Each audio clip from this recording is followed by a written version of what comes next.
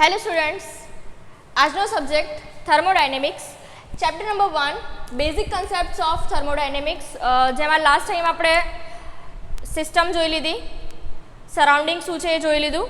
હવે આજે આપણે જોઈશું બેઝિક પ્રોપર્ટીઝ ઓફ થર્મોડાયનેમિક્સ. તો બેઝિક પ્રોપર્ટીઝમાં કઈ કઈ પ્રોપર્ટીઝ આવશે, પહેલાં તો ખાલી તમારે નામ જોઈ લેવાના છે અને પછી એની આપણે ડેફિનેશન જોઈશું.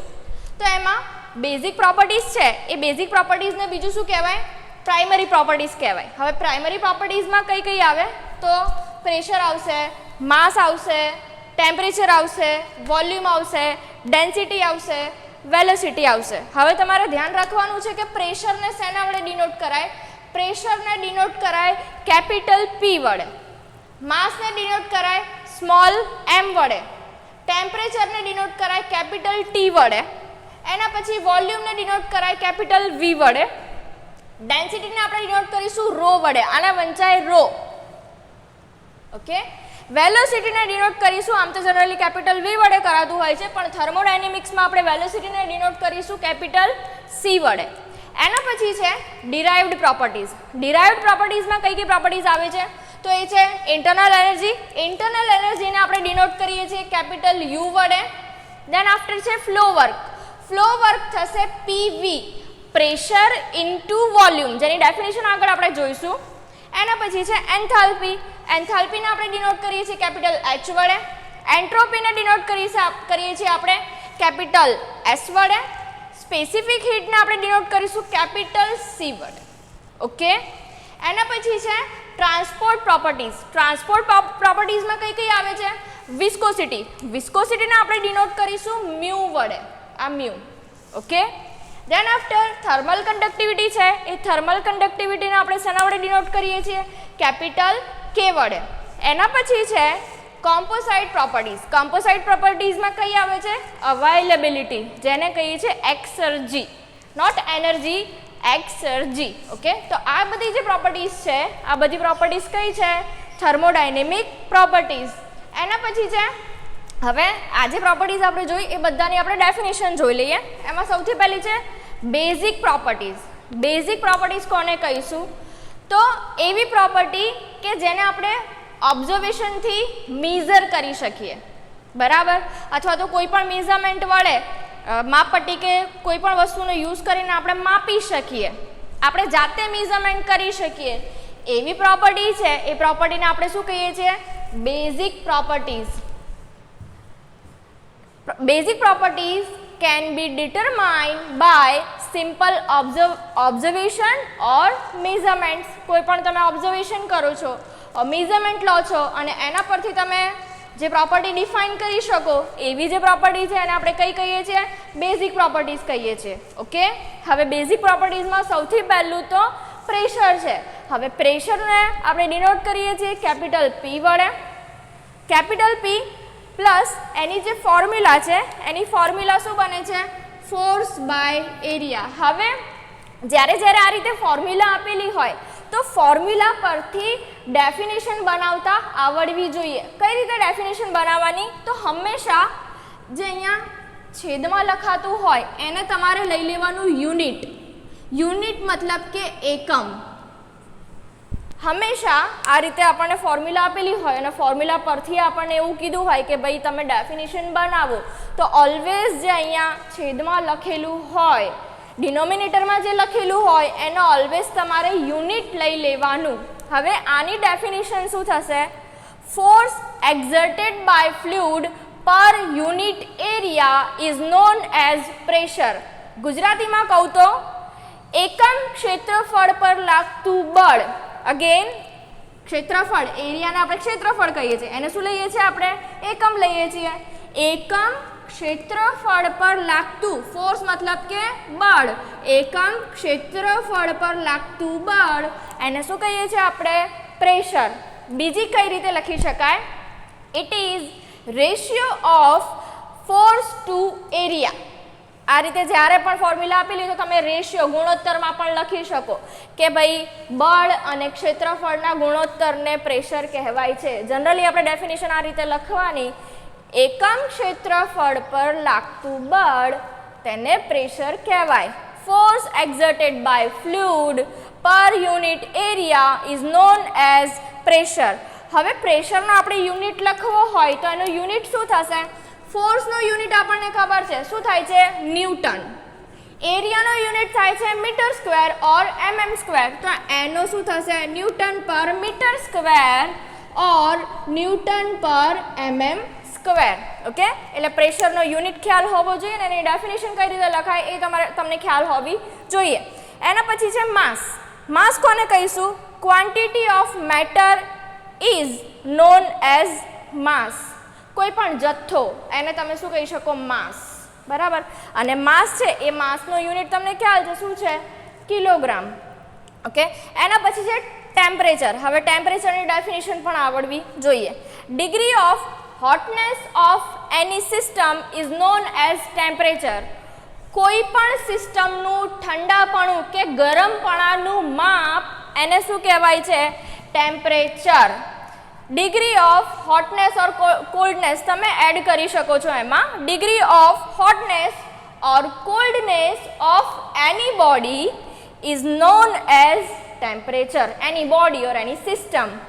અગેન રિપીટ કરું છું, કોઈ પણ બોડીનું કે કોઈ પણ સિસ્ટમનું ઠંડાપણાનું કે ગરમપણાનું માપ એને શું કહીએ છીએ આપણે?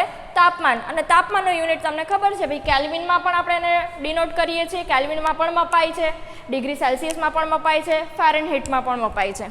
હવે એબ્સોલ્યુટ ઝીરો ટેમ્પરેચર કોને કહેવાય? તો temperature at which volume of ideal gas becomes zero is known as absolute zero temperature. કોઈ પણ આઇડિયલ ગેસ છે અને આઇડિયલ ગેસનું જે વોલ્યુમ છે એ વોલ્યુમ કેવું થઈ જશે? ઝીરો થઈ જશે. તો એવું જે ટેમ્પરેચર છે એને કયું છે? Absolute zero temperature. અને જ્યારે એબ્સોલ્યુટ ઝીરો ટેમ્પરેચર હશે ત્યારે જે કોઈ બી મેટર છે, માસ છે, એ માસના જે મોલેક્યુલ્સ છે એમના વચ્ચે મોશન નહીં થાય, સ્ટેડી થઈ જશે. હવે એકચ્યુઅલીમાં આમ આપણે પ્રેક્ટિકલ જોવા જઈએ તો એબ્સોલ્યુટ ઝીરો ટેમ્પરેચર છે એ લાવવું થોડુંક મુશ્કેલ છે અથવા તો પોસિબલ નથી એવું તમે કહી શકો. પછી એબ્સોલ્યુટ ટેમ્પરેચર કોને કહીશું? તો એવું તાપમાન કે જે એબ્સોલ્યુટ ઝીરો ટેમ્પરેચરને રેફરન્સ રાખીને મેઝર કરવામાં આવે છે, તો એને આપણે શું કહીએ છીએ? Absolute temperature. એબ્સોલ્યુટ ઝીરો કોને કહ્યું? કે એવા તાપમાને કે જેમાં આઇડિયલ ગેસ, તો એવું તાપમાન આપણે એબ્સોલ્યુટ ઝીરો ટેમ્પરેચર કહ્યું. એના પછી છે એબ્સોલ્યુટ ટેમ્પરેચર. એબ્સોલ્યુટ ટેમ્પરેચર આપણે કોને કહ્યું? તો એવું તાપમાન કે જે આપણે કોના રેફરન્સથી મેઝર કરવાનું છે? એબ્સોલ્યુટ ઝીરો ટેમ્પરેચરના રેફરન્સથી મેઝર કરવાનું છે. તો એવા ટેમ્પરેચરને આપણે શું કહીએ છીએ? એબ્સોલ્યુટ ટેમ્પરેચર કહીએ છીએ. એના પછી છે volume. region occupied in the space by the system is known as volume. કોઈ પણ સિસ્ટમ દ્વારા અવકાશમાં રોકવામાં આવેલી જગ્યા એને શું કહીએ છીએ આપણે? વોલ્યુમ. વોલ્યુમને આપણે ડિનોટ કરીએ છીએ કેપિટલ V વડે. અવકાશમાં કોઈ પણ સિસ્ટમ દ્વારા રોકવામાં આવેલી જગ્યા એને આપણે કહીએ છીએ volume. Region occupied in the space by the system is known as volume. વોલ્યુમનો યુનિટ શું થાય છે? Metre cube. મીટર ક્યુબ થાય, mm ક્યુબ થાય, સેન્ટીમીટર ક્યુબ થાય. ઓકે, કેમ કે વોલ્યુમનો જે વોલ્યુમ ફાઇન્ડ કરવાની ફોર્મ્યુલા શું થાય છે? Length into length. લેન્થનો યુનિટ થાય મીટર, મીટર, મીટર. તો શું થશે? Metre cube. તો વોલ્યુમનો યુનિટ શું થાય છે? Metre cube. એના પછી છે ડેન્સિટી. હવે ડેન્સિટીને આપણે ડિનોટ કરી છે શેના વડે? રો વડે, જેની ફોર્મ્યુલા શું છે? માસ બાય વોલ્યુમ. મેં તમને કહ્યું કે જ્યારે આપણને આ રીતે ફોર્મ્યુલા આપેલી હોય તો તમને એની જે ડેફિનેશન છે એ ડેફિનેશન બનાવતા આવડવી જોઈએ. તમારે આ જે છેદ છે એને શું લઈ લેવાનું? તમારે યુનિટ લઈ લેવાનું. બરાબર. એકમ કદમાં રહેલું માસ તેને શું કહેવાય? ડેન્સિટી. ઓર એની બીજી ડેફિનેશન શું થાય? It is ratio of mass to volume. It is ratio of mass to volume. એને શું કહીશું આપણે? ડેન્સિટી. ડેન્સિટી મતલબ કે ઘનતા. ઘનતા કોને કહેવાય? તો માસ અને વોલ્યુમના ગુણોત્તરને ઘનતા કહેવાય છે. અને એનો યુનિટ શું થાય? તો માસ જે છે એ માસનો યુનિટ શું છે? કિલોગ્રામ છે. અને વોલ્યુમનો યુનિટ શું છે? મીટર ક્યુબ છે. બરાબર. અને અહીંયા તમે ગ્રામ પણ લઈ શકો ને અહીંયા mm ક્યુબ પણ લઈ શકો. Okay, density clear. એના પછી છે, હવે આપણે બેઝિક પ્રોપર્ટીઝ જોઈ લીધી. હવે ડિરાઇવ પ્રોપર્ટીઝ કોને કહીશું આપણે? હવે ડિરાઇવ પ્રોપર્ટીઝમાં શું થાય છે કે એને તમે ડાયરેક્ટલી મેઝર કરી શકતા નથી, તમારે જાતે ડિરાઇવ કરવી પડે છે. તો એવી જે પ્રોપર્ટીઝ છે એ કઈ થાય છે? ડિરાઇવ પ્રોપર્ટીઝ થાય છે. હવે ડિરાઇવ પ્રોપર્ટીઝમાં કઈ કઈ પ્રોપર્ટીઝ આવે છે? તો એમાં છે ઇન્ટરનલ એનર્જી છે, સ્પેસિફિક ઇન્ટરનલ એનર્જી છે, ફ્લો વર્ક છે, પછી એન્થાલ્પી છે અને એન્ટ્રોપી છે. હવે ઇન્ટરનલ એનર્જી કોને કહેવાય? સૌથી પહેલાં તો ઇન્ટરનલ એનર્જીને ડિનોટ શેના વડે કરે? તો એને આપણે ડિનોટ કરીએ છીએ કેપિટલ યુ વડે. એની ડેફિનેશન શું બને છે? Energy possessed by system due to its molecular structure and molecular motion. કોઈ પણ બોડી છે એ કોઈ પણ બોડીના મોલેક્યુલનું જે સ્ટ્રક્ચર છે એ મોલેક્યુલર સ્ટ્રક્ચર અને મોલેક્યુલની જે મોશન છે, ગતિ છે, એના દ્વારા જે એનર્જી સંગ્રહાયેલી છે એને શું કહીએ છીએ આપણે? Internal energy. Energy possessed by system due to its molecular structure and molecular motion. Molecular structure અને મોલેક્યુલની ગતિના કારણે જે ઉર્જા રહેલી છે એને શું કહીએ છીએ આપણે? કોઈ પણ સિસ્ટમની ઇન્ટરનલ એનર્જી આપણે કહીએ છીએ. હવે એનર્જી છે એ એનર્જીનો યુનિટ શું થાય છે? જૂલ. એનર્જીનો યુનિટ થાય છે જૂલ. એના પછી છે સ્પેસિફિક ઇન્ટરનલ એનર્જી. ક્યારે બી સ્પેસિફિક વર્ડ, જનરલી તમે લોકો ડેફિનેશનમાં જોજો કે જેમાં પણ સ્પેસિફિક એવો વર્ડ આવતો હશે ને એની ડેફિનેશનમાં અહીંયા છેદમાં માસ આવશે. આ વસ્તુ તમે યાદ રાખજો. અહીંયા શું છે? સ્પેસિફિક ઇન્ટરનલ એનર્જી, જેને આપણે ડિનોટ કરીએ છીએ શેના વડે? સ્મોલ યુ વડે. અને એની ફોર્મ્યુલા શું થાય છે? Internal energy to mass. તો આના પરથી ડેફિનેશન આપણે લખીએ. Specific internal energy small u કોને કહેવાશે? It is ratio of internal energy to mass. और આપણે એવું કહી શકીએ, it is ratio of internal energy to unit mass, or it is ratio of internal energy per unit mass is known as specific internal energy. Internal energy અને એકમ દળના ગુણોત્તરને specific internal energy કહેવાય છે. ઓકે, એના પછી છે flow work. હવે flow work કોને કહીશું? ફ્લો વર્ક માટે તમારે બે વસ્તુ યાદ રાખવાની છે. એક છે પ્રેશર, જેને આપણે ડિનોટ કરીએ છીએ કેપિટલ P વડે, અને બીજું તમારે યાદ રાખવાનું છે વોલ્યુમ, જેને આપણે ડિનોટ કરીએ છીએ V વડે. હવે થાય છે શું? માની લો કે કોઈ પાઇપ છે અને પાઇપમાં ફ્લુઇડ ફ્લો થાય છે. કેટલા પ્રેશરથી? પ્રેશર P થી, અને એનું વોલ્યુમ છે V. બરાબર. તો પ્રેશર અને વોલ્યુમનો જે ગુણાકાર છે એને શું કહેવાય છે? Flow work. બરાબર. શું કરવાનું છે? કોઈ પાઇપ છે, એ પાઇપમાંથી ફ્લુઇડ ફ્લો થાય છે. ઓકે, કેટલા? પ્રેશર P થી અને વોલ્યુમ V થી.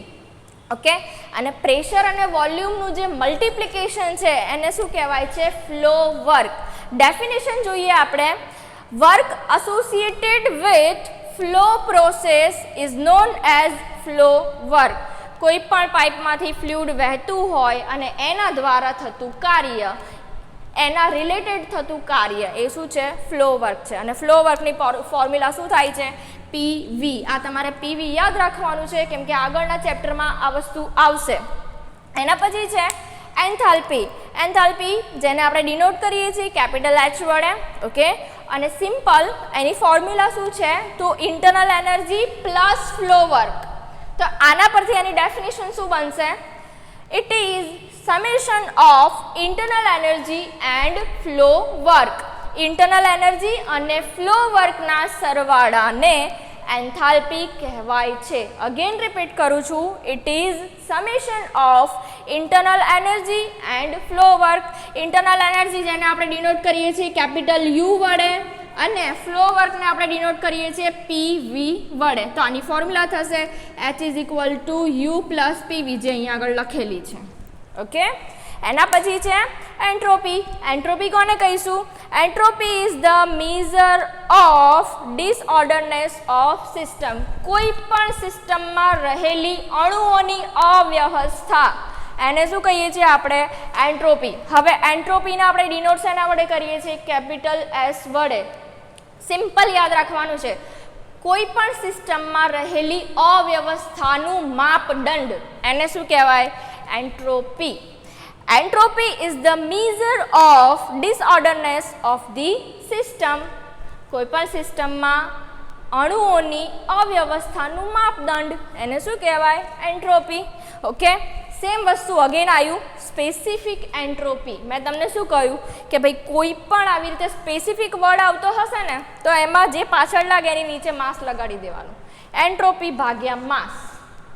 Okay, entropy per unit mass is known as specific entropy. Simple. And then last one, specific heat. હવે specific heat આપણે કોને કહીશું?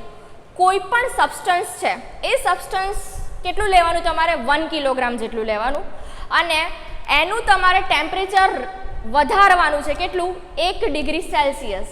તો 1 કિલોગ્રામ સબસ્ટન્સને 1 ડિગ્રી સેલ્સિયસ જેટલું તાપમાન વધારવા માટે જે ઉર્જાની જરૂર પડે, જે હીટની જરૂર પડે, એને શું કહેવાય છે?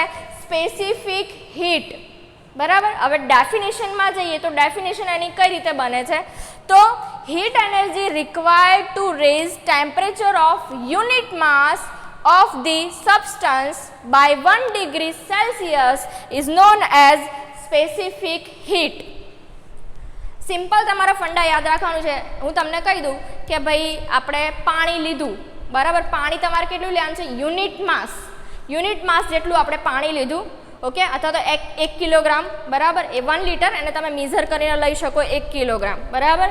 એ તમે પાણી લીધું અને પછી તમારે એનું ટેમ્પરેચર કેટલું રેઝ કરવાનું છે? 1 ડિગ્રી સેલ્સિયસ જેટલું રેઝ કરવાનું છે.